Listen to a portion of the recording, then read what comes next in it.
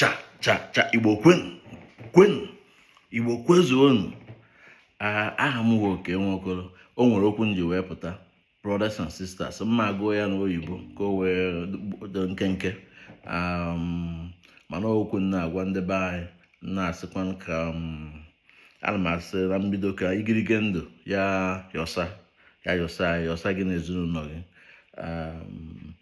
Mana agụpụta ya ede so biko ọwụ na okweme gee m ntị, ọwụ na ote aka emechakwa ịbịaghachi gekwukwa edeme ka adreesị na-enye ndị be anyị, maka na anụ gbaa aja ọsọ agba ya aja egbe.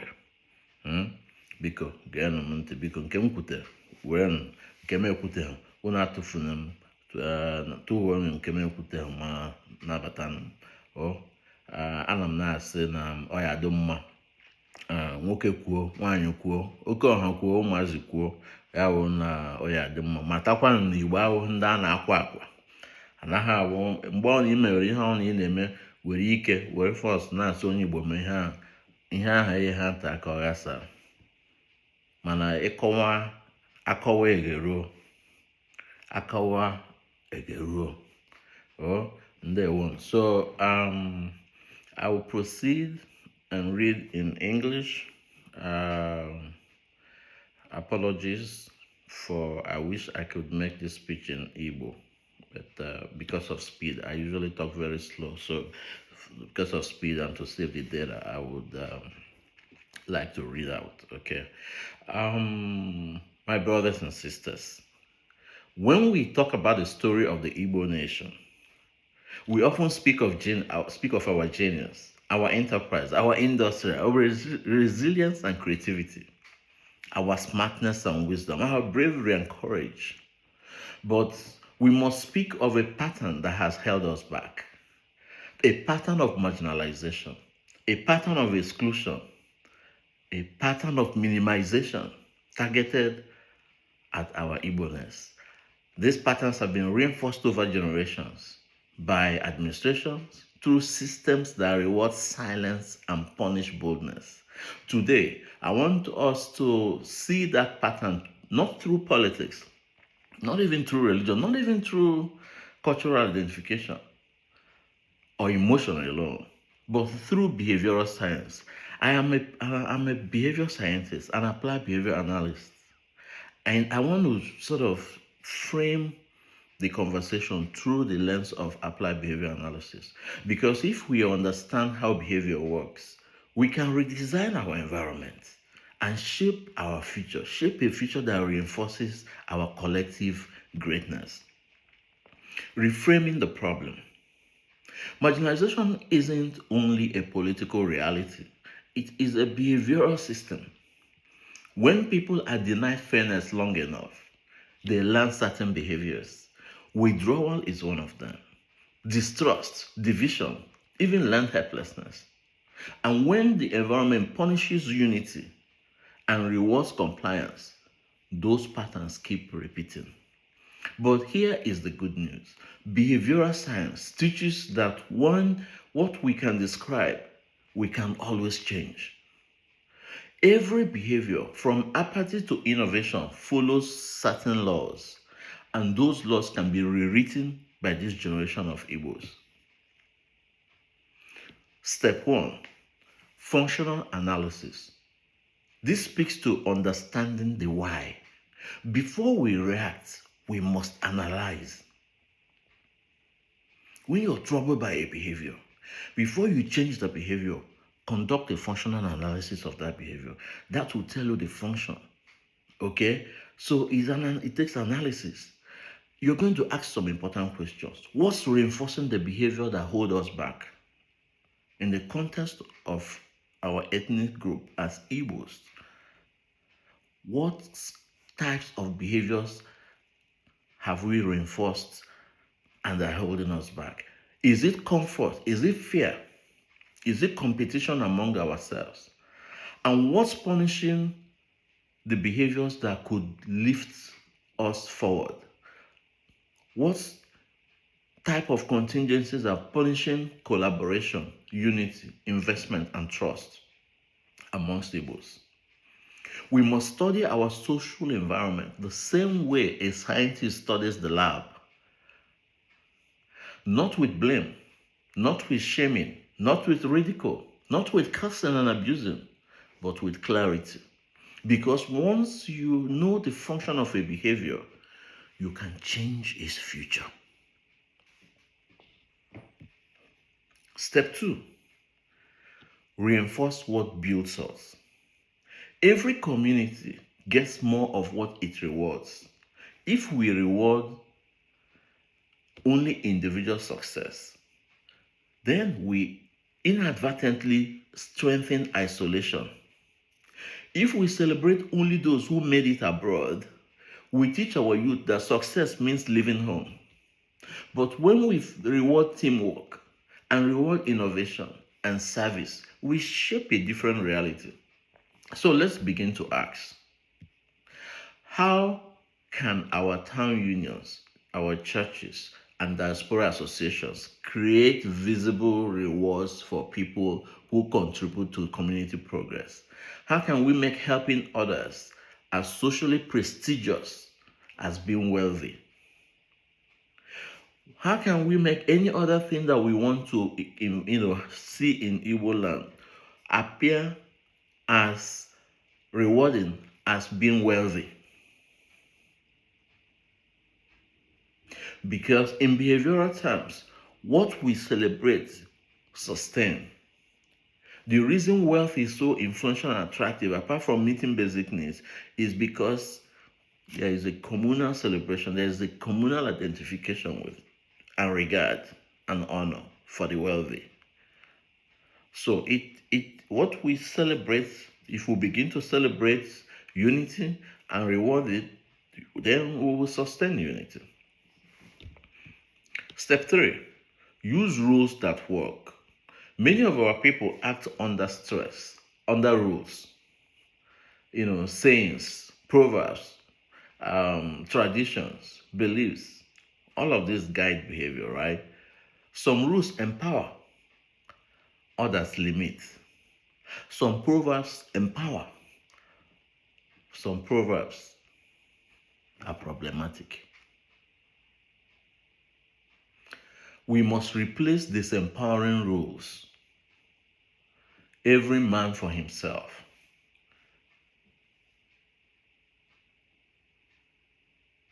Each to his thoughts. We can, of course, there are contexts to some of these ideas, right? But we can sort of find a replacement for, using empowering rules, empowering proverbs. For example, when one Igbo rises, the whole community must rise. When one Igbo rises, the whole community must rise. That's empowering. That's empowering. It speaks to collection. It speaks to the collective, to unity, to cooperation and collaboration. And these rules must be connected to real contingencies, real results that people can see and feel. When people witness that cooperation truly pays off, they will follow the new rule. When a class teacher gives assignment as group work rather than just individual, you reinforce horizontal progress. And this is important for us because culturally we are vertical. Okay, so we are individualistic thinking in our culture, and it's not a bad thing, but we must supplement with some rewarding horizontal behaviors. Okay, where we can see ourselves as team. Okay, while we pursue our individual and vertical goals. Step 4, shape cultural systems, not just individuals. At the cultural level, no single person can do it alone. Behavioral science calls this a meta-contingency. That is when many people's actions interlock and produce a shared outcome. Think about this.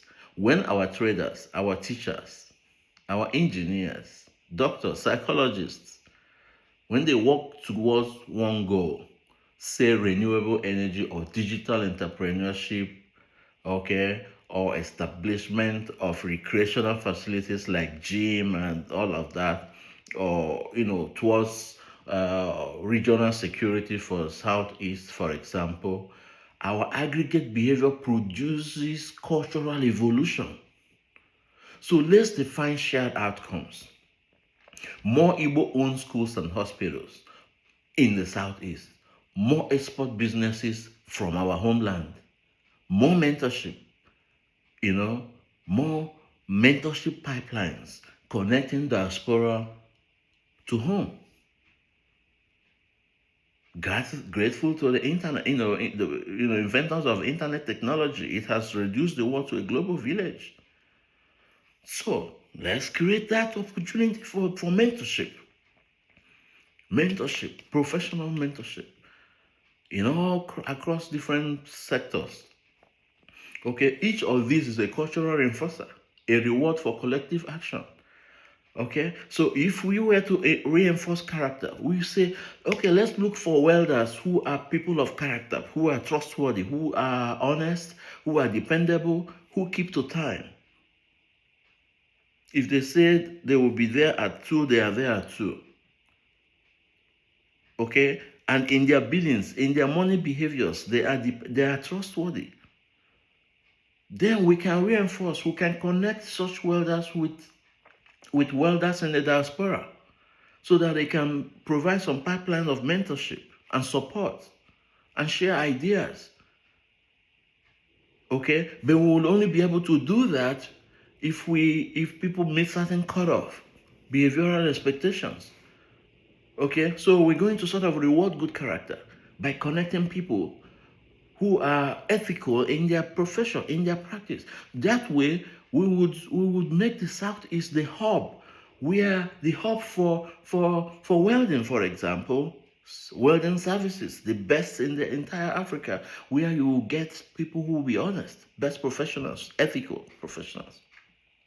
Okay, so I'm saying that this is the type of cultural enforcement, okay, targeted towards a collective goal and action. Step 5, counter punishment with positive channels. Let's be honest. When our youth speak boldly, they often face punishment. When they assert themselves or express their pain or dissatisfaction with marginalization, they face punishment. They face social rejection and attacks, even on the social media. Okay? Sometimes they are not employed. Sometimes they are mistreated in federal recruitment. Already we know there is a marginalization in admission into schools. So the system that we have does not reward merit, does not reinforce merit, doesn't create opportunity for the best to emerge. Okay, and that's problematic for the average Igbo, right? So to to to change this, we must build safe reinforcing spaces for young minds, spaces where expression leads to mentorship, not persecution, spaces where vision leads to investment, not suspicion, spaces where diaspora funding can be used for targeted reinforcement and support, so we can create wealth. That is how we compete with the forces that punish progress. Step 6, create motivation through vision. In behavioral science, we talk about motivating operations. These are conditions that make certain rewards more valuable. When our people have a clear vision, a picture of where they are going, a picture of where we are going in the next 10 years, in the next 15 years, in the next 20 years, clearly defined, measurable, specific vision and mission, the value of progress skyrockets. So let's reignite that vision. Let every story we tell our children, every festival, every innovation hub become a motivating operations, making unity, pride, and excellence more reinforcing than division, despair, and sabotage, blame and ridicule, shame and hate. Call to action. My people, Ndebai, our history is not destiny. Our behavior is not fixed. We can re-engineer our contingencies. This is not my opinion. This is science, behavioral science, with decades of evidence suggesting that yes, indeed, as a collective, we can re-engineer our contingencies and shape a new behavior and shape our future. Let's make everything. Let's make every meeting, every cooperative, every online discussion, every association, every party, every celebration become a behavioral experiment in empowerment,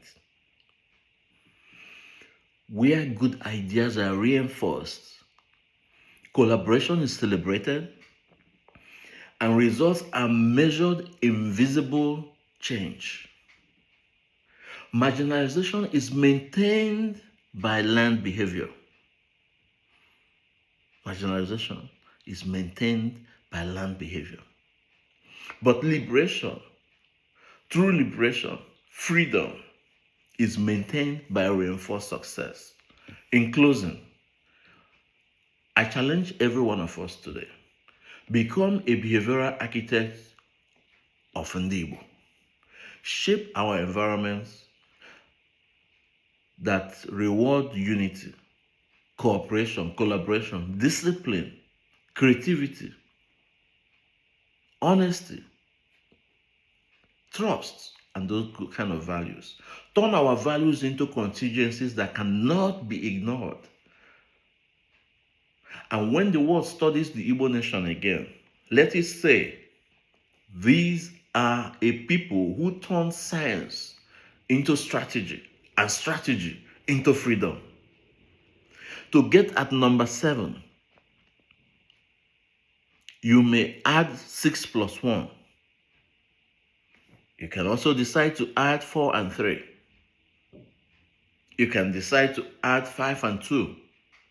Not only addition, you can also do subtraction. You can do division or multiplication. There are multiple operations. There are many ways to that which we want. I hope we consider science, the science of applied behavior analysis. And I invite every profession, every professional, all groups, help us as a people. Let your profession help Igbo. Teach us how and show us ideas that can derive from your practice, from your profession, to shape the new Igbo so that we can get there. Competence and vision can trump all manner of hatred. Ndewo. Ọzọ aha m wee Oke Nwokolo, agụcha otu, agụ abụọ na ndị Izrel. Ya dịrị. Ndewo.